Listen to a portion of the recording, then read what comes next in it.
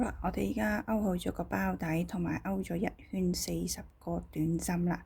咁方便大家睇到個花樣呢，咁我就會用另一隻顏色嘅線嚟開始勾嗰個花樣嘅。咁先勾完最後一針短針之後呢，我哋就翻返去第一針嗰度做一個引拔。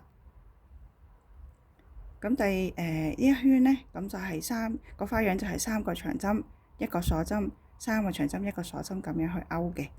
咁首先我哋就起3針鎖針，1、2、3，3針鎖針嘅高度呢，就大約係一個長針嘅高度嚟嘅，所以我哋而家都當佢係一個長針嚟噶啦。之後呢，就勾喺後面嗰2個針目呢，就勾長針啦。咁長針嘅勾法呢，就係先翹線一圈，入針，拉出嚟，先拉線穿過頭2個圈，再拉線穿埋後面2個圈，咁就完成咗一個長針啦。咁我哋仲要勾多一針長針嘅，翹線，入針，拉出嚟，先拉線穿過頭2個圈，再拉線穿埋後面2個圈。咁呢度呢，我哋就完成咗1、2、3個長針啦。咁就鎖一針，鎖一針呢度都係一個針嚟嘅，所以呢，相對應我哋下面呢就要跳一個針目噶啦。咁去到第5個針目嗰度，我哋係長針啦。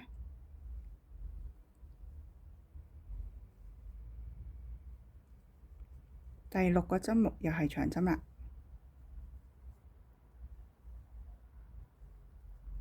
第7個針目都係長針。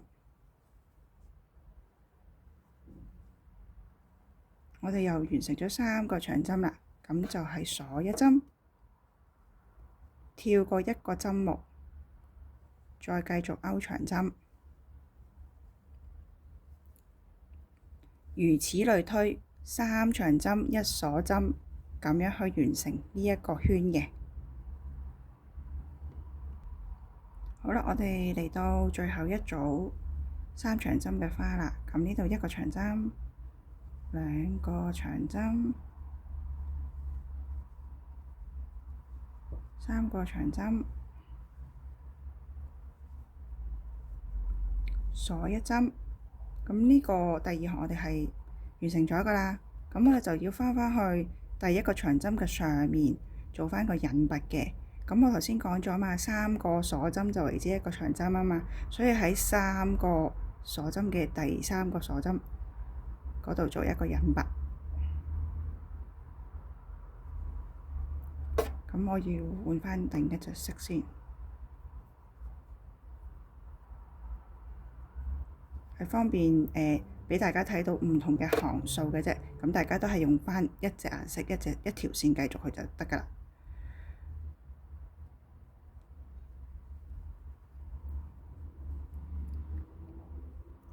好啦，咁我哋呢行係完成咗㗎啦。咁就係3個長針1個鎖針，咁樣一個圈。呢個我哋就會叫做嗰個袋嘅正面啦。咁第3行又係點勾嘅呢？首先我哋要1、2、3、4鎖4個長針。呢4個長針代表咩呢？呢個4個鎖4個鎖針。呢4個鎖針代表咩呢？就係代表1個長針加1個鎖針嘅。因為呢度我哋係1個長針，呢度有一個鎖針㗎嘛。咁我哋勾完呢4個鎖針之後呢，我哋就要將個包轉一轉，又由裡面入針出返去個正面嗰度嘅。咁翹線，我哋呢度鎖針已經做咗喺呢度㗎啦。喺第4針呢個鎖針就係呢一個鎖針嚟嘅，所以呢，我哋就喺呢個勾呢個長針呢個位置啦。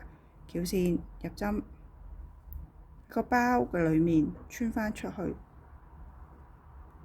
相對應嘅下面係一個長針嘅時候，我哋上面就一個長針。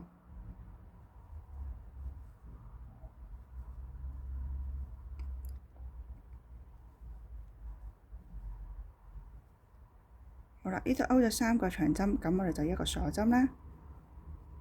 下一個針就係一個長針，3個長針啦。咁我哋又係長針啦。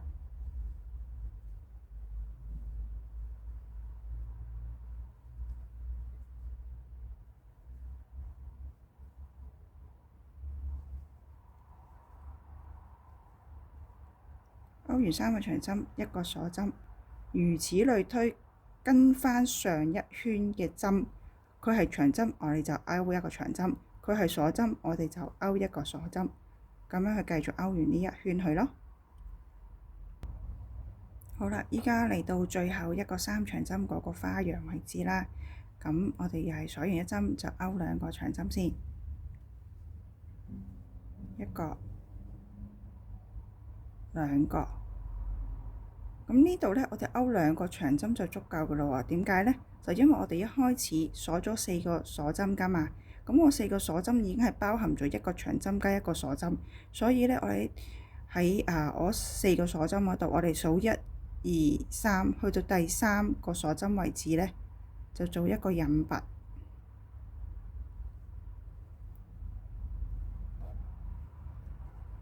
咁拉返正呢一個3鎖針呢，就會變咗一個長針㗎啦。好啦，我哋依家勾完呢一圈之後呢，我哋可以望一望個花樣先，翻返去個正面嗰度，個袋嘅正面，咁就係3個長針一個鎖針嘅花樣啦。係繼續係咁樣做嘅，係啦。咁呢，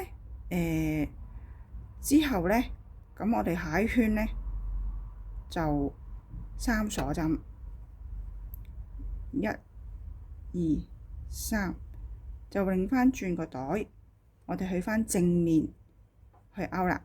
我而家就唔換色啦，咁啊繼續勾啦。咁呢度我哋一個長針已經完成咗啦嘛，咁我哋就去第2個長針，